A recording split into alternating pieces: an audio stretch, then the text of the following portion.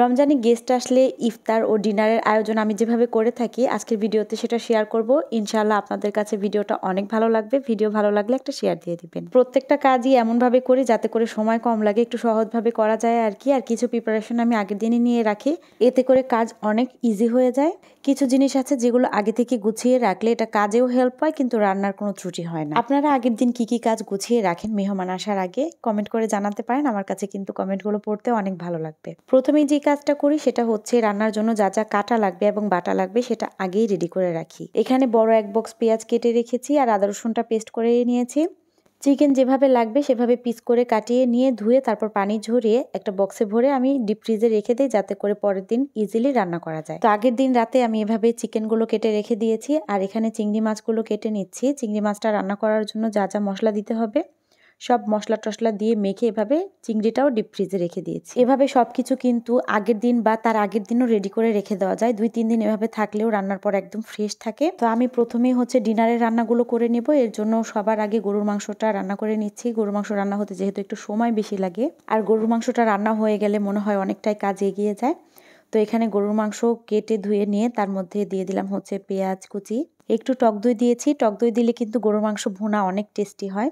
তারপর আদা রসুনের পেস্ট দিয়েছি, স্বাদমতো লবণ দিলাম, হলুদ মরিচের গুঁড়া দিচ্ছি। হলুদ মরিচের গুঁড়া যা দিলাম তার অর্ধেক পরিমাণ দিচ্ছি ধনে আর জিরার গুঁড়া, এতে করে গরুর মাংসের কালারটা অনেক সুন্দর হবে। গরম মশলার মধ্যে দিলাম দারচিনি, সবুজ এলাচ, একটা কালো এলাচ, তেজপাতা, গোলমরিচ আর লবঙ্গ। মন চাইলে একটু জয়ফল আর জয়ত্রীর গুঁড়াও দেওয়া যায়, তবে আমার হাতের এই গরুর মাংস রান্নাটা এরকম সাধারণভাবে রান্না করি, খেতে আলহামদুলিল্লাহ অনেক টেস্টি হয়। এর জন্য আর বাড়তি কোনো মশলা অ্যাড করতে হয় না। তো এখানে আমি রান্নার জন্য যতটুকু তেল লাগবে তেলটা দেওয়ার পরে এটাকে নেড়ে মিক্স করে নিয়েছি। আর এটাকে এখন আমি চুলার আঁচটা কমিয়ে ঢাকনা দিয়ে ঢেকে রেখে দিচ্ছি। প্রেসার কুকারে রান্না করলে আমি ঢাকনাটা কিন্তু লক করে দিনে এটা কষিয়ে রান্না করব। আর পাশের চুলায় আমি কিছু সবজি সেদ্ধ করে নিলাম। এই সবজিটাও লাস্টের দিকে রান্না করব, আগে থেকে সেদ্ধ করে রাখলাম যাতে করে রান্না করতে একদম সময় কম লাগে। আর এদিকে চিকেন রোস্ট করার জন্য আমি চিকেনের গায়ে একটু হলুদের গুঁড়া, লবণ আর লেবুর রস মেখে নিয়েছি। আর পাশে তো দেখতেই পেলেন ইলিশ মাছটা কেটে একটু লবণ দিয়ে মেখে রেখেছি। এখন রান্নায় একটু বেরেস্তা লাগবে, এই জন্য প্রথমেই আমি বেরেস্তা ভেজে নিলাম। বেরেস্তা ভেজে নেওয়ার পর সেই বেরেস্তা ভাজার তেলের মধ্যে এখন আমি চিকেন রোস্টের জন্য মুরগির পিসগুলো ভেজে নিচ্ছি। অনেকগুলো চিকেন যেহেতু একসাথে করে ভাজতে একটু সময় লাগবে, তো এর মধ্যে আমি অন্য আরেকটা কাজ করে নিচ্ছি। ইফতারের জন্য যেহেতু কাস্টার্ড বানাবো, কাস্টার্ডটা একটু ঠান্ডা হলে খেতে বেশি ভালো লাগবে। এই জন্য মাঝখানে আমি কাস্টার্ডটা তৈরি করে নিলাম যাতে করে এটা ঠান্ডা হয়ে যায়, ফ্রিজে রাখতে পারি আর কি। তো কাস্টার্ডের দুধের মিশ্রণটা তৈরি করে এখন আমি এখানে কিছু ফ্রুটস কেটে নিচ্ছি। আর ইফতারে তো ফ্রুটস তো লাগবে, এই জন্য আগে থেকে কেটে একসাথে রেখে দিলাম। আর কাস্টার্ডেরগুলো একবারে দিয়ে রেডি করে কাস্টার্ডটা ঢেকে এখন আমি ফ্রিজে রেখে দিচ্ছি। গরুর মাংস আর সবজিটা হয়ে যাওয়ার পর নামিয়ে রেখেছি। আর এখানে রোস্টগুলোও ভাজা হয়ে গিয়েছে। এখন এগুলোকে প্যান থেকে তুলে চুলার আঁচটা আমি অবশ্যই কমিয়ে দিয়েছি যাতে করে প্যানটা পুড়ে না যায়, যেহেতু মশলা লেগে গিয়েছে নিচে কিছুটা। তারপর এর মধ্যে দিয়ে দিলাম একটু বাদাম বাটা আর পেঁয়াজ বাটা, 2 টেবিল চামচের মতো টক দই আর আদা রসুনের পেস্ট দিলাম। মশলাটা যাতে পুড়ে না যায় এই জন্য একটু পানি দিয়ে দিলাম। চিকেন রোস্ট রান্নার যত রেসিপি আছে আমি অনেক রেসিপি ট্রাই করেছি, তবে এভাবে চিকেন রোস্টটা রান্না করলে সবচেয়ে বেশি টেস্টি হয়। তো এখন আমি দিয়ে দিলাম একটুখানি হলুদের গুঁড়া আর সামান্য একটু মরিচের গুঁড়া। হলুদের গুঁড়ার কারণে রোস্টের কালারটা অনেক সুন্দর আসবে। একটু দারচিনি, সবুজ এলাচ, কালো এলাচ, তেজপাতা দিয়েছি। লবঙ্গ দেই নাই, চিকেন রান্নাতে আমি লবঙ্গটা ব্যবহার করি না। একটুখানি টমেটো সস আর স্বাদমতো লবণ দিয়ে দিচ্ছি। আর এখন আমি রাঁধুনি রোস্টের যে মশলাটা, এই মশলাটা ব্যবহার করছি। এই মশলাটা একটু দিলে রোস্ট অনেক ইয়াম্মি হয়। তবে রোস্টের প্যাকেটে যে রেসিপিটা লেখা আছে ওইভাবে রোস্ট রান্না করলে কখনোই মজা হয় না।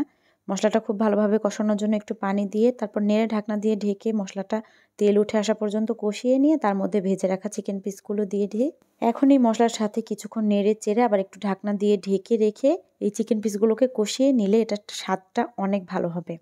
তারপর চিকেনগুলো ভালো মতো কষানো হয়ে গেলে এর মধ্যে যেটুকু গ্রেভি দরকার, মানে যেটুকু ঝোল দরকার ওইটুকু পানি দিয়ে গুঁড়া দুধ, কাঁচামরিচ ফালি, তারপর একটু কিশমিশ আর আলু বোখারা দিয়ে দিলাম। এগুলো দিলে আমার কাছে রোস্ট খেতে অনেক ভালো লাগে। কিশমিশ অনেকে পছন্দ করে না, না পছন্দ করলে না দিলেও হয়। তারপর একটুখানি চিনি দিয়ে দিলাম, 1 চা চামচের মতো কেওড়া জল দিয়ে দিলাম। এখন ঢাকনা দিয়ে একটু ঢেকে রাখছি। এটা হাফ রান্না হয়ে যাওয়ার পর আমি চুলার আঁচটা বন্ধ করে রেখেছি। বাকিটা আমি যখন রাতে খাওয়া হবে খাওয়ার আগে বাকি কাজটুকু করে নেব। এখন আমি ইফতারের জন্য এই ছোলাটা রান্না করে নিয়েছিলাম। আর এটাকে রান্না করার পরে ছোলা রান্নায় আমি মাংসে যে সমস্ত মশলা লাগে সব মশলাগুলো দিয়ে ছোলাটা রান্না করে নিয়েছিলাম, সাথে আলু দিয়েছি। আর এরপর এটাকে একটু মাখিয়ে নিয়েছি। এত মজা হয় এভাবে ছোলাটা শসা টমেটো আর একটু চাট মশলা দিয়ে মেখে নিলে। আর অবশ্যই সাথে একটু কাঁচা পেঁয়াজের বেরেস্তা আর একটু টক ভাব আনার জন্য একটু লেবুর রস বা একটু তেঁতুল গোলা ব্যবহার করলে এই ছোলাটা খেতে অসম্ভব টেস্টি হয়। আর ইফতারের আগে আগে বিফ চাপ ভেজে নিচ্ছি। বিফ চাপটা আমি আগে থেকে মাখিয়ে রেখেছিলাম। এটা 2-3 দিন আগে মেখে রাখলেও অসুবিধা নাই, ডিপ ফ্রিজে বক্স ভরে রেখে দেওয়া যায়। তো এটা আর আমার মশলা মাখানোটা দেখানো হয় নাই, তবে বিফ চাপের রেসিপি আমার ইউটিউব চ্যানেলে দেওয়া আছে, অনেক আগে আমি রেসিপিটা দিয়েছি, খুবই সুস্বাদু হয় খেতে। ইফতারিতে ছিল আমাদের হচ্ছে বিফ চাপ। বিফ চাপটা একটু বড় বড় করে কাটলে দেখতে সুন্দর লাগে, তবে এটাও খেতে অনেক বেশি মজাদার হয়েছে। বিভিন্ন ধরনের ফল কেটেছিলাম, লেবুর রস আর চিয়া সিড দিয়ে শরবত তৈরি করেছি। ছোলা মাখানোটা তো আগেই দেখালাম। আর এখানে আছে আলুর চপ, বেগুনি, পেঁয়াজু আর হচ্ছে ডিমের চপ। বিফ চাপ যেহেতু নানের সাথে খাবো, নানের সাথে যে কোনো কিছু আমি তৈরি করলে সাথে শসার রায়তাটাও করি, খেতে অনেক ভালো লাগে। আর এখানে দই আছে, এই দইটা অনেক মজাদার। কাস্টার্ডটাও অনেক টেস্টি হয়েছে। কাস্টার্ডের রেসিপিটা আমার পেজে দেওয়া আছে, কেউ চাইলে ভিজিট করে দেখে নিতে পারবেন অবশ্যই। এই ছিল ইফতার। আর হচ্ছে ডিনারের আগে আগে আমি গরুর মাংসটাকে আবারও গরম করে নিলাম। আর এদিকে যে সবজিটা আমি সেদ্ধ করে রেখেছিলাম ওই সবজিটা সাধারণভাবে রান্না করে নিয়েছি, একটু ধনেপাতা কুচি দিয়ে দিলাম। এটা দেশি স্টাইলে রান্না করেছি। এই সবজিটা খেতে অনেক মজাদার হয়, রুটির সাথে বিশেষ করে খেতে অসম্ভব ভালো। আর আমি এই ধরনের রান্নাগুলো করলে সবার শেষে যে জিনিসটা রান্না করি সেটা হচ্ছে পোলাওটা একদম লাস্টে রান্না করি। আর এখানে চিংড়িটাও একদম শেষ মুহূর্তে রান্না করে নিয়েছি, যেই চিংড়িটা মেখে রেখেছিলাম ওই চিংড়িটা একদম লাস্টে রান্না করে নিলাম। আর এদিকে রোস্টের একটু কাজ যে বলেছিলাম বাকি রয়ে গিয়েছিল, সেটাকে এখন করে নিচ্ছি। রোস্টে এখনও একটু ঝোলটা পাতলা রয়েছে, ঝোলটাকে আরও একটু টানিয়ে নিব।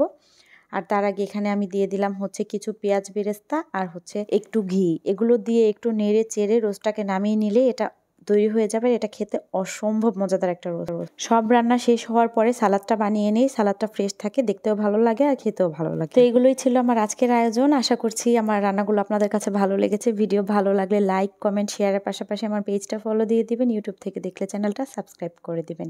এতক্ষণ ভিডিও দেখার জন্য অনেক ধন্যবাদ। দেখা হবে ইনশাআল্লাহ পরবর্তী ভিডিওতে অন্য কোনো আয়োজন নিয়ে। সে পর্যন্ত ভালো থাকবেন সবাই। আসসালামু আলাইকুম।